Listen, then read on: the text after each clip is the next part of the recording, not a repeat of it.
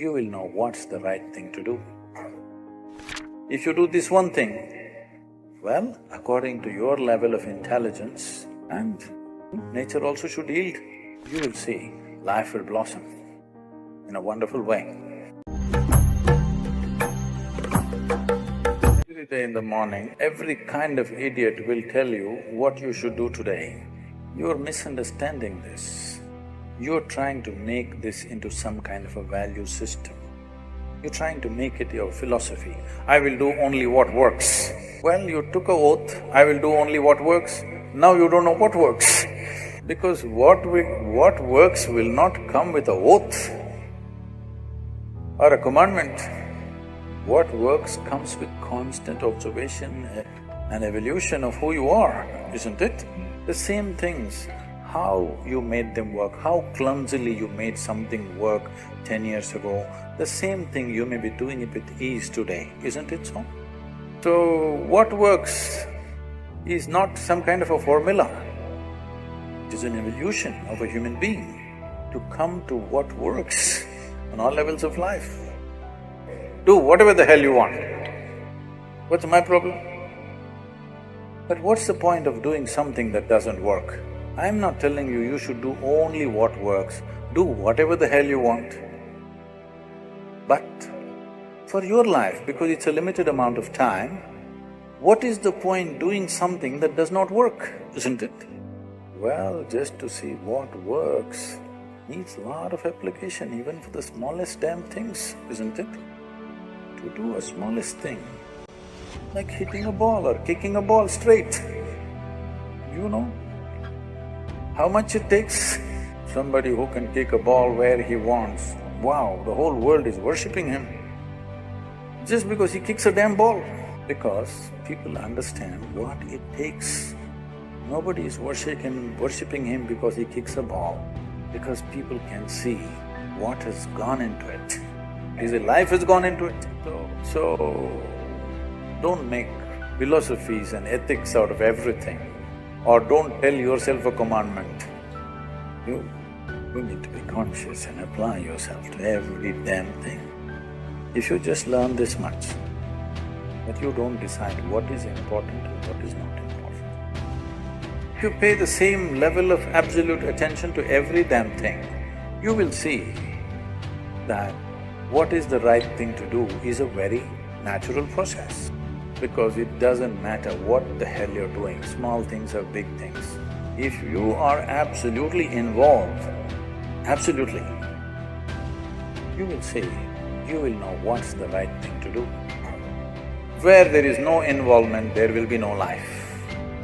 So don't try to make formulas or ideals or ideologies out of life.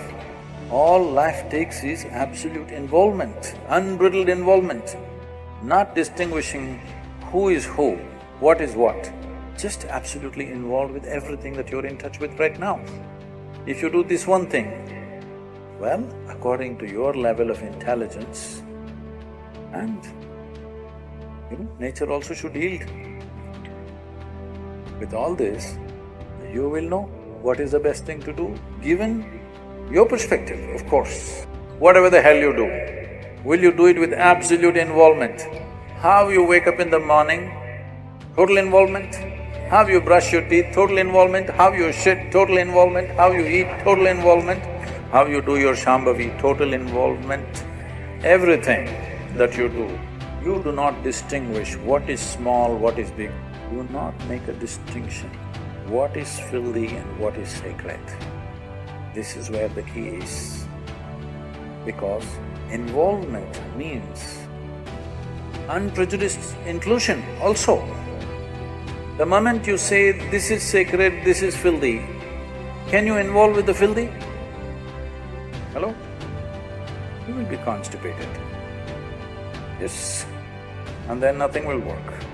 Can you look at a weed outside with as much involvement as you would look at your child? This is all you need to do. Just bring this kind of involvement. You will see life will blossom in a wonderful way. In a small Zen monastery, there lived a monk named Kenta. He was known for his deep wisdom and compassion.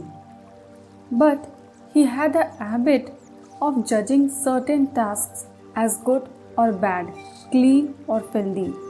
Kenta believed that some tasks were more noble than others, leading to inner conflicts and discomfort.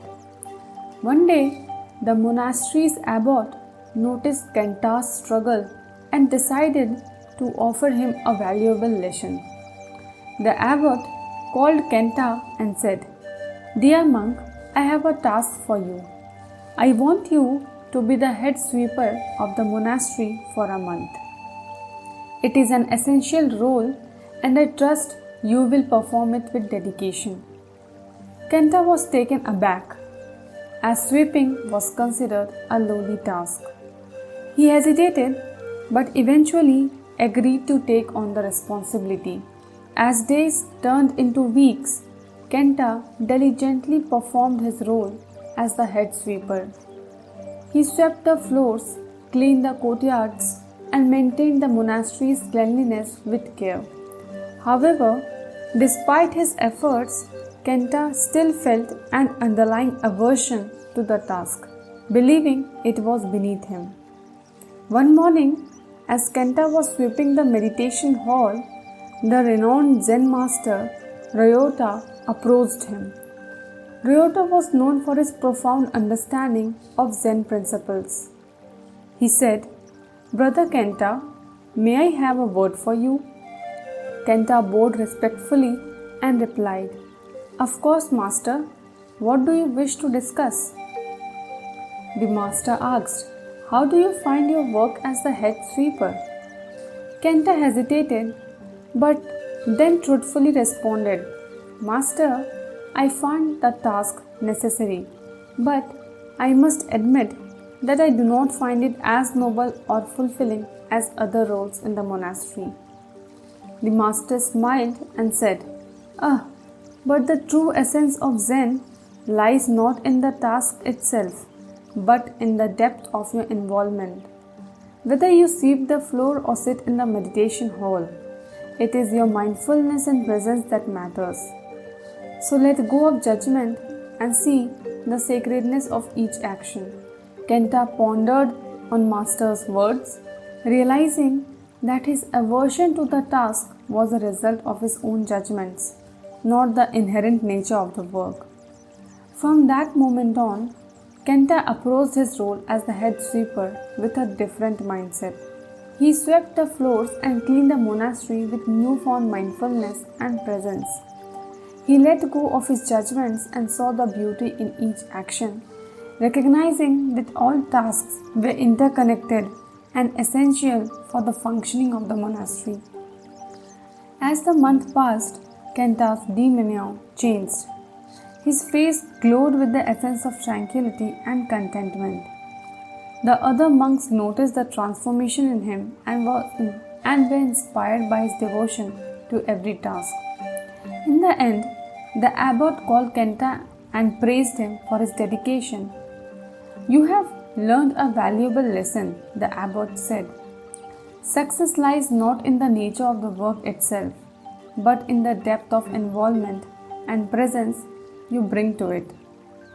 Kenta bowed gratefully and understood that ultimate success comes from embracing every moment with mindfulness and letting go of judgments about what is good or filthy.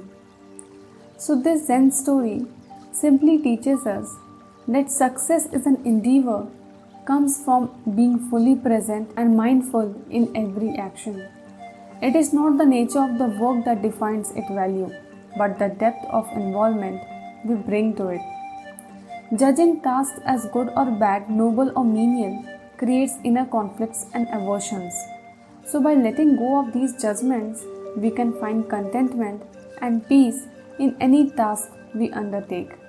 Thank you for watching the full video, and if you found the video meaningful, do like, share and subscribe to the channel. Namaskaram.